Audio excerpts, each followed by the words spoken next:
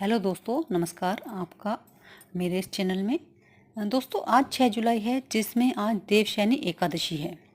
तो जानेंगे देवशयनी एकादशी के बारे में कि एकादशी तिथि भगवान विष्णु की परम प्रिय तिथि है। एकादशी भगवान विष्णु से प्रकट देवी का स्वरूप है, जिन्होंने मुर नामक राक्षस का वध किया था। जिसमें भी देवशयनी एकादशी सबसे विशेष है, क्योंकि इस दिन संपूर्ण सृष्टि के पालनकर्ता श्री हरि विष्णु योग निद्रा में प्रवेश करते हैं।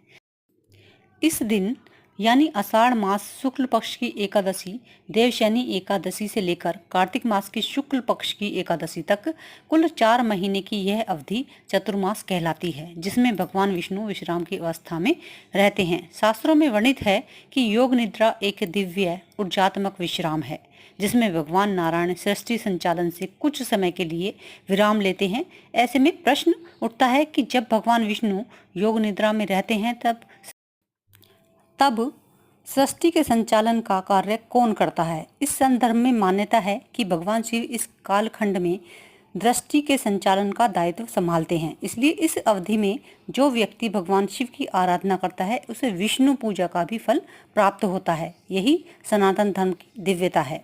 देवशयनी एकादशी आध्यात्मिक रूप से अत्यंत शुभ और फलदायी मानी जाती है। पद्म पुराण के अनुसार देवशयनी एकादशी के दिन भगवान विष्णु का पूजन और व्रत करने से व्यक्ति को तीनों लोकों और त्रिदेवों की आराधना का पुण्य प्राप्त होता है।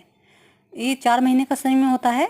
जब भगवान विष्णु योग निद्रा में होते हैं तो उस अवधि में शुभ कार्य जैसे विवाह, गृह प्रवेश, ज्ञेयोपति संस्कार आदि नहीं किए जाते। मान्यता है कि जब सृष्टि के पालनकर्ता ही विश्राम कर रहे हों तब मंगल कार्य आरंभ करना उचित नहीं होता। इसलिए इस 4 महीने में संयम, साधना और व्रत पर विशेष बल दिया जाता है।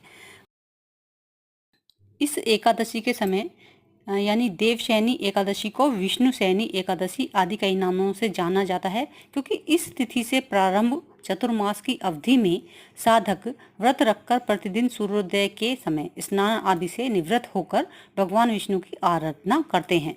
देवशयनी एकादशी के दिन संकल्प के साथ चतुर्मास व्रत और साधना का प्रारंभ करना चाहिए और ये कहना चाहिए कि हे देव, मैंने यह व्रत आपकी उपस्थिति में लिया है।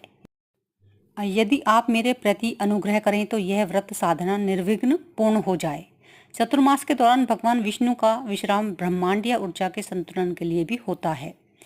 देवशयनी एकादशी से चतुर्मास का व्रत नियम संयम पूर्वक रखते हैं, जिसमें एक बार भोजन करते हैं और स्वास्थ्य लाभ के लिए श्रावण मास में शाक, भाद्रपद मास में दही, अश्विनी मास में दूध और कार्तिक मास में दाल ग्रहण नहीं करते। ऐसा करने से स्वास्थ्य